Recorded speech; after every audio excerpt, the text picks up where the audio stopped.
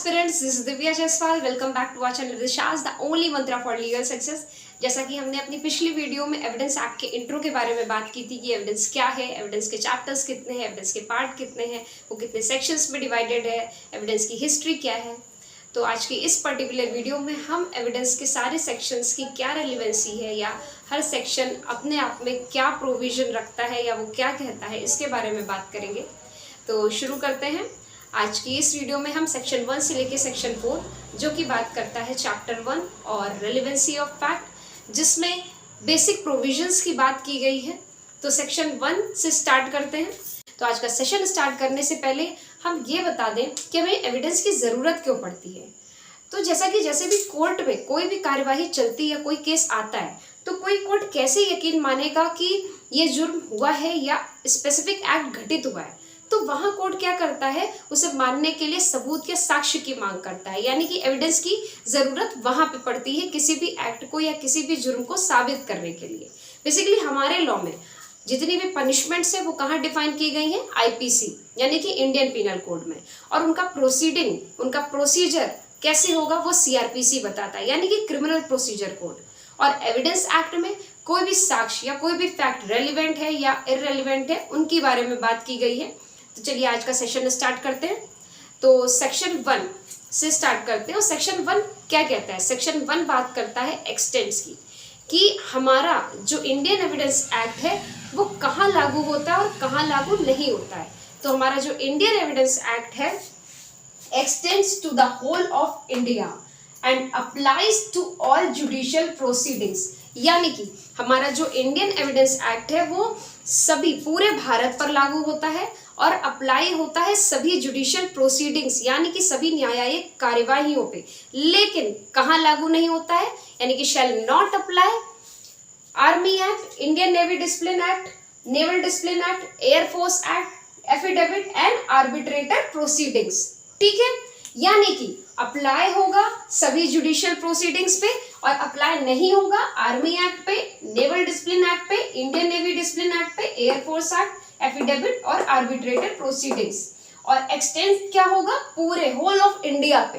ठीक है, तो अब ये बेसिकली जान लेते हैं कि ये एफिडेविट और आर्बिट्रेटर प्रोसीडिंग्स पर क्यों लागू नहीं होता है। देखिए, इनके लिए तो अपने स्पेशल प्रोविजंस हैं, आपका army act, naval discipline act, Indian navy discipline act और एयरफोर्स एक्ट के लिए। लेकिन एफिडेविट और आर्बिट्रेटर प्रोसीडिंग्स पर क्यों लागू नहीं होगा, इसके लिए आपको ये जानना बहुत जरूरी है 3 गोल्डन रूल्स। यानी कि 3 गोल्डन रूल्स आपके क्या है?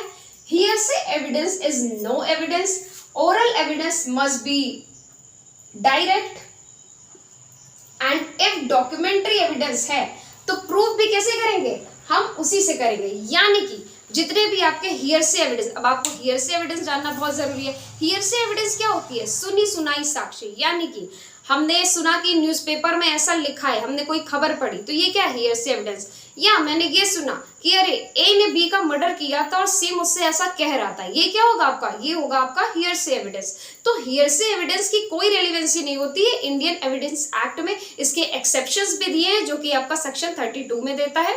ठीक है, उसको हम बाद में पढ़ेंगे। लेकिन बेसिकली हियरसे एविडेंस कोई एविडेंस नहीं है। दूसरा, oral evidence must be direct, यानी कि जितने भी आपके ओरल एविडेंसेस है वो डायरेक्ट होने चाहिए, यानी कि हमने कुछ देखा या हमने कुछ पढ़ा या हमने कुछ कहा, ये क्या है? ये डायरेक्ट एविडेंसेस है। आपको पहले भी मैंने बताया था पिछली वीडियो में कि जो ओरल एविडेंसेस होते हैं वो 2 कैटेगरी में डिवाइड होते हैं, एक तो डायरेक्ट और आपका इनडायरेक्ट। इनडायरेक्ट एविडेंसेस को सर्कमस्टेंशियल एविडेंसेस भी कहते हैं। अब सर्कमस्टेंशियल एविडेंसेस क्या होते हैं, ये आपके ठहर आ रहा होगा। तो सर्कमस्टेंशियल जो एविडेंसेस होते हैं वो ये होते हैं जो हम परिस्थितियों के द्वारा पता लगाते हैं। यानी कि मान लो जमीन में किसी ने किसी को मार के डाला और वो घसीटते हुए उसकी बॉडी लेके जा रहा है, ये क्या हो गया? हम परिस्थितियों से पता लगा ले रहे हैं कि हाँ ऐसा ऐसा हुआ है या ये घटना घटित हुई है। ठीक है, and the third golden rule is that कि अगर कोई भी हम डॉक्यूमेंट पेश कर रहे हैं तो हमारे आगे के एविडेंस भी उसी डॉक्यूमेंट के थ्रू ही क्या होने चाहिए, उसी को उसी तरीके से प्रूव होने चाहिए। तो बेसिकली आपका आर्बिट्रेटर प्रोसीडिंग्स और एफिडेविट पे ये आपका इंडियन एविडेंस एक्ट क्या होगा, लागू नहीं होगा। अब आपको पहले ये जानना बहुत जरूरी है कि आर्बिट्रेटर प्रोसीडिंग्स क्या होती हैं। आर्बिट्रेटर प्रोसीडिंग्स ये होती हैं कि जैसे कि आपका कोर्ट में कोई मैटर चल रहा होता है और आप एक लंबी कार्यवाही में नहीं फंसना चाहते हैं, तो आप क्या करते हैं, आप आर्बिट्रेटर के थ्रू उसको सॉल्व करवाना चाहते हैं, यानी कि मध्यस्थ के थ्रू आप चाहते हैं कि सारी कार्यवाही हो जाए और हम इजिली इसको सॉल्व कर लें। तो यहाँ पे जब आर्बिट्रेटर के थ्रू आप सॉल्व करते हो तो इस पे क्या होगा, एविडेंस एक्ट क्या होगा, अप्लाई नहीं होगा। And the second one is that affidavit. अब एफिडेविट क्या होता है, एक तरीके का इसको हम हेरसे डॉक्यूमेंट कंसीडर करते हैं। यानी कि कैसे, जब आप एफिडेविट देते हो तो कभी कभी कई चीजें ऐसी होती हैं आपको क्लियरली पता नहीं होती, आप प्रिजम्पशन पे उन चीजों को लिख देते हो, तो इसलिए इसको भी क्या किया जाता है, इंडियन एविडेंस एक्ट में कंसीडर नहीं किया जाता है। तो आपको इजीली मुझे लग रहा है क्लियर हो गया होगा कि एफिडेविट और आर्बिट्रेटर प्रोसीडिंग्स क्या होती हैं और इन पर क्यों इंडियन एविडेंस एक्ट लागू नहीं होता है। तो ये 3 गोल्डन रूल्स आपको याद होने बहुत जरूरी है कि hearsay evidence is no evidence, oral evidence must be direct, and if documentary evidence है तो उसे प्रूव भी कैसे करेंगे, उसी डॉक्यूमेंट से प्रूव करेंगे। अब हम आ जाते हैं सेक्शन सेकंड पे। सेक्शन सेकंड क्या है, हमारा रिपील हो चुका है, which need not to be considered. And the third section वो क्या बात करता है, इंटरप्रिटेशन क्लॉज की। अब इंटरप्रिटेशन क्लॉज में क्या, टोटल 10 डेफिनेशंस दी हुई है जो कि है, वो क्या कहता है कि कोर्ट क्या है, आपका फैक्ट क्या है, आपका रेलिवेंट क्या है, आपका फैक्ट एंड इशू क्या है, आपका डॉक्यूमेंट क्या है, आपका एविडेंस क्या है, आपका proof, disproof, not proof, India. Total 10 definitions की बात करता है। तो हम इस एक एक डेफिनेशंस को जानेंगे कि बेसिकली होती क्या है। अब हम बात करेंगे सेक्शन 3 की। अब सेक्शन 3 क्या कहता है, सेक्शन 3 इंटरप्रिटेशन क्लॉज के बारे में बात करता है, जिसमें टोटल 10 डेफिनेशंस दी गई है, जो कि ये है, जो कि आपका court, fact, relevant, fact and issue क्या है, डॉक्यूमेंट क्या है, evidence, proof, disproof, not proof, India. इन 10 डेफिनेशंस की बात करता है और हम इसे एक एक करके डिस्क्राइब करेंगे कि हर डेफिनेशन अपने आप में क्या रेलिवेंसी रखती है। तो कोर्ट क्या होता है, कोर्ट में नॉर्मल भाषा में भी आप समझो कोर्ट क्या है, जहाँ पे सारे मजिस्ट्रेट हों, जहाँ पे सारे जजेस हों और वे ऑल पर्सन्स जो कि लीगली ऑथराइज किए गए हैं क्या, एविडेंस लेने के लिए। यानी कि मजिस्ट्रेट, जजेस and all person who is legally authorise to take an evidence, वहां पे क्या कहलाएगा, वो कोर्ट कहलाएगा।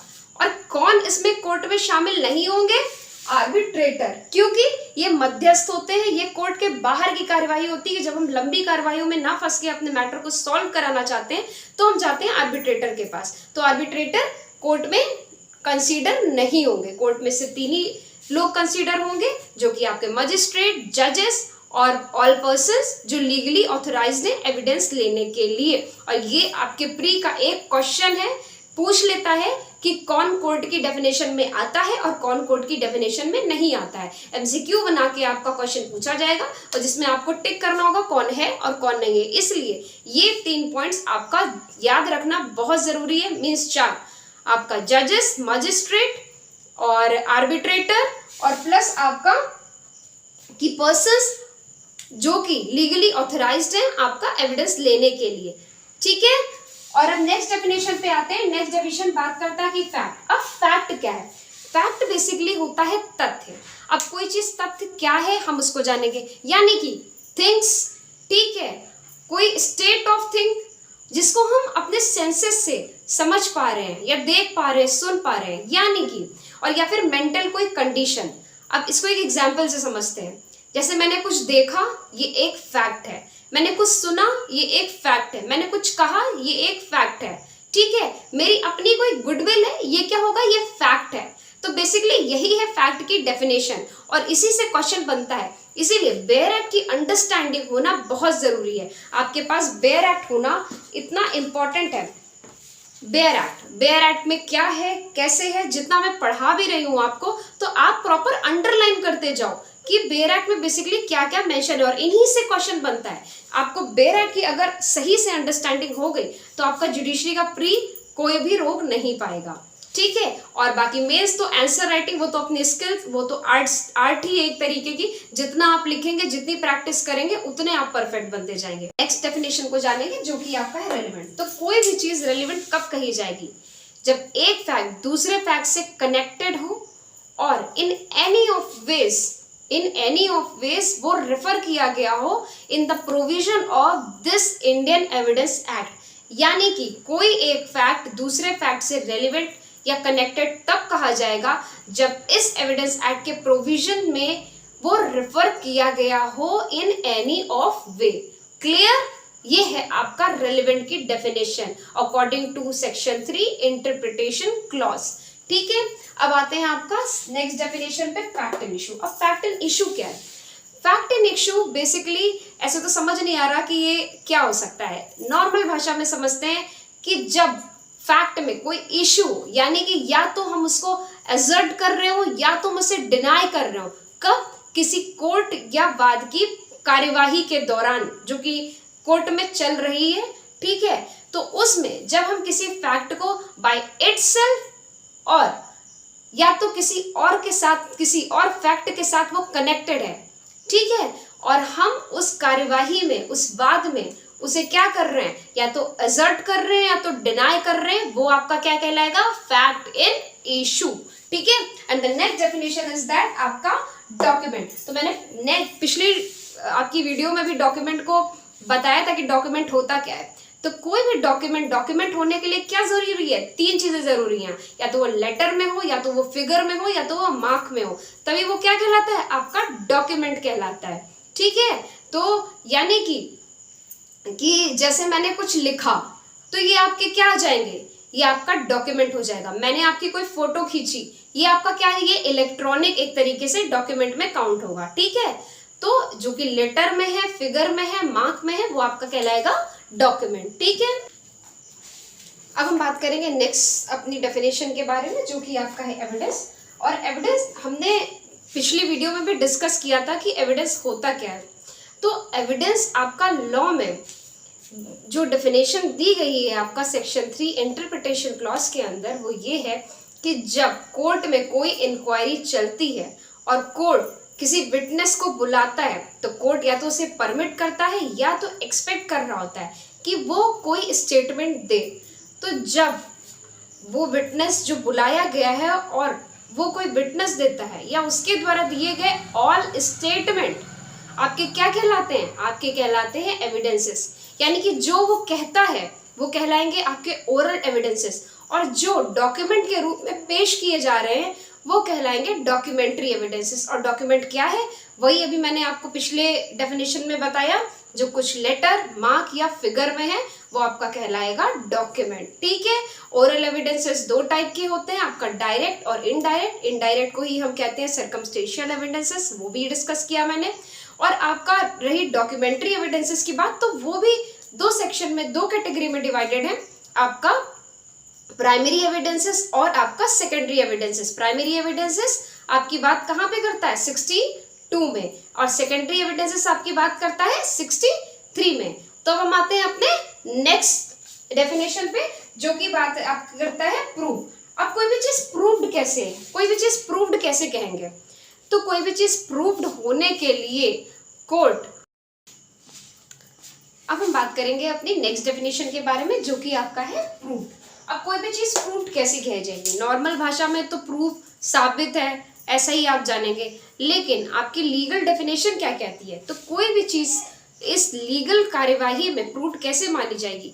जब कोर्ट इस चीज पर बिलीव करता है कि जो भी फैक्ट है वो एग्जिस्ट करता है, ठीक है, या किसी प्रूडेंट मैन को उस सर्कमस्टेंसेस, जो भी आपका केस है, उन पर कोई एक्ट करने के लिए कहता है कि वो इस पर कार्य करे और उसकी एग्जिस्टेंस को पता लगाए कि हाँ सच में ये चीजें या ये फैक्ट एग्जिस्ट करता है, तब माना जाएगा कि हाँ ये चीज प्रूव्ड है। और जब डिस्प्रूव्ड की बात आती है तो सेम उसका उल्टा हो जाता है कि कोर्ट बिलीव करता है कि किसी भी फैक्ट का या किसी भी चीज का कोई एग्जिस्टेंस नहीं है, और वो प्रूडेंट मैन को इस चीज पर एक्ट करने के लिए कहता है under the circumstances of this case, कि वो इस चीज पर कार्य करे और इस चीज के एग्जिस्टेंस का, कि इसका एग्जिस्टेंस नहीं है, इसका वो पता लगाए। ठीक है, तब वो कहते हैं आपका डिसप्रूव। ठीक है, और नॉट प्रूव्ड कब कहा जाएगा? नॉट प्रूव्ड तब आपका कहा जाएगा कि तब जब वो ना तो वो प्रूव्ड हुआ है ना ही वो डिसप्रूव्ड हुआ है, तब आपका कहलाएगा नॉट प्रूव्ड। ठीक है, अब आता है आपका India means the territory of India. तो हमने सारी डेफिनेशंस को एक तरीके से एक्सप्लेन कर दिया है, होप सो आपको समझ में आ गया होगा। अब आते हैं हम नेक्स्ट सेक्शन, सेक्शन 4, जो कि अपने आप में ही बहुत रेलिवेंट है। तो सेक्शन 4 बेसिकली आपकी क्या बात करता है, बात करता है प्रिजम्पशंस की, यानी कि प्रिजम्पशंस। अब प्रिजम्पशंस क्या है, प्रिजम्पशन दो तरीके की बात करता है, एक तो आपका ये फैक्ट और दूसरा आपका लॉ, ठीक है। अब फैक्ट में क्या आएगा, फैक्ट में आएगा मे प्रिज्यूम, और प्रोविजंस जो आपके लॉ की है, तो लॉ में आपका आएगा शैल प्रिज्यूम और कॉन्क्लूसिव प्रूफ। यानी कि आपका सेक्शन 4 तीन चीज की बात करता है, मे प्रिज्यूम, शैल प्रिज्यूम और कॉन्क्लूसिव प्रूफ। अब ये चीजें क्या है, मे प्रिज्यूम क्या है, मे प्रिज्यूम बेसिकली है कि जब कोर्ट मानता है कि कोई चीज फैक्ट क्या है, कोई भी फैक्ट प्रूव्ड मान लेगा, ठीक है, जब तक कि वो डिस्प्रूव्ड ना हो गया हो, और उसमें क्या होगा, एविडेंस की मांग भी कर पाएगा, ठीक है। यानी कि मे प्रिज्यूम जब भी आएगा तो आप मानेंगे कि उसमें जो कोर्ट है वो उसके पास डिस्क्रिशनरी पावर है कि वो किसी भी एविडेंस को या किसी भी फैक्ट को क्या कर सकता है, वो प्रिज्यूम कर सकता है। जब तक कि वो डिस्प्रूव नहीं कर दिया जाता है तब तक उसको प्रूफ मानेगा, और इसमें मे प्रिज्यूम जब वो करेगा तो किसी एविडेंस को भी वो मांग सकता है किसी फैक्ट की रेलेवेंसी के लिए, ठीक है। अब आता है आपका शैल प्रिज्यूम। शैल प्रिज्यूम क्या होगा, शैल प्रिज्यूम में कोर्ट क्या होगा, वो प्रूव्ड मानेगा फैक्ट को, और जब तक कि वो डिस्प्रूव नहीं कर दिया जाता है। लेकिन इसमें क्या होगा, इसमें वो एविडेंस की मांग नहीं करेगा, सिर्फ वो प्रूव्ड मानेगा जब तक वो डिस्प्रूव नहीं किया गया है। थर्ड वन इज दैट आपका कॉन्क्लूसिव प्रूफ। आप पता है कॉन्क्लूसिव प्रूफ क्या होता है, कि कोई भी एक फैक्ट जो साबित हो गया है तो उससे साथ कनेक्टेड सेकंड फैक्ट भी क्या होगा, वो प्रूफ माना जाएगा, ठीक है। एक फैक्ट साबित हो गया तो दूसरा फैक्ट भी क्या होगा, वो साबित माना जाएगा। अब इनमें देखते हैं कि इनका कोरिलेशन किन सेक्शंस के साथ क्या और कहां पे रेलेवेंसी दी गई है, ठीक है। तो जो आपका मे प्रिज्यूम है, तो इनमें कौन कौन से सेक्शन रेलेवेंट है, आपका सेक्शन 86, सेक्शन 87, सेक्शन 88, आपका सेक्शन 90, 90A, 113A, 114। तो इन सेक्शन की जो रेलेवेंसी है वो आपकी मे प्रिज्यूम के अंदर आती है। अब आपका शैल प्रिज्यूम, इनके कौन कौन से प्रोविजन है, कौन कौन से अंडर सेक्शन के अंदर, तो आपका section 79, section 85C, section 89, 113B, आपका सेक्शन 114A। और कॉन्क्लूसिव प्रूफ इनके कौन से एग्जाम्पल है, कौन से सेक्शन है, तो सेक्शन 141, 112 और 113। इन सेक्शंस की रेलेवेंसी मे प्रिज्यूम, शैल प्रिज्यूम और कॉन्क्लूसिव प्रूफ के साथ आती है। ये बहुत इंपॉर्टेंट है, आपको ये चीजें बहुत पता होनी चाहिए। और जितना भी मैं पढ़ा रही हूँ आप समरी नोट्स बनाते चलिए, अपने बैरक में टिक करते चलिए। यहीं से आपके एक तरीके से जुडिशियल जब भी आप एग्जाम देंगे तो आपका प्री में करीब 4 से 5, 6 नंबर इसमें से आपके रेडी हो सकते हैं। तो इसीलिए बहुत ध्यान से पढ़िए और इन चीजों को समझिए। तो सेक्शन 4 इन चीजों की बात करता है। होप सो आपको ये होल चार्ट के थ्रू सारी चीजें क्लियर हो गई होंगी। तो नेक्स्ट वीडियो में हम आपका नेक्स्ट चैप्टर पे जाएंगे, सेक्शन 5 से लेके आपकी 55 तक। और बाकी की अगली वीडियोस से आप कनेक्ट करने के लिए जुड़े रहिए, और इस चैनल को सब्सक्राइब कर लीजिए, शेयर कर दीजिए और लाइक करिए। और इंस्टाग्राम और टेलीग्राम चैनल को फॉलो करने के लिए नीचे डिस्क्रिप्शन बॉक्स में हमारी लिंक दी हुई है, उसे भी आप फॉलो कर सकते हैं, जिससे कि आप डेली अपडेट के साथ अपडेट रहिए। और उससे जुड़े रहने के लिए आप इस चैनल को सब्सक्राइब कर लीजिए, लाइक कर लीजिए और शेयर कर दीजिए अपने फ्रेंड्स के साथ भी। और आगे की वीडियोस में हम अपना नेक्स्ट चैप्टर जो कि सेक्शन 5 से लेके 55 तक है उसे एक्सप्लेन करेंगे। बाकी हमारे डिस्क्रिप्शन बॉक्स में हमारे इंस्टाग्राम पेज और टेलीग्राम पेज की भी लिंक दी हुई है, उसे आप फॉलो कर लीजिए, जिससे आप डेली लीगल अपडेट्स आपको मिलती रहे। और हम आपके प्रिपरेशन के लिए कुछ ऐसे कोर्सेस डिज़ाइन किए हैं जो आपकी प्रिपरेशन को आपकी जुडिशियल एग्ज़ाम में एक एज दे सकते हैं। तो उसके बारे में सारी क्वेरीज या कांटेक्ट करने के लिए आप स्क्रीन पर हमारा नंबर दिया हुआ है, उस पर आप कनेक्ट कर सकते हैं, जिससे आपको सारी डिटेल्स मिल जाएंगी। बाकी मिलते हैं नेक्स्ट वीडियो के साथ। Thank you.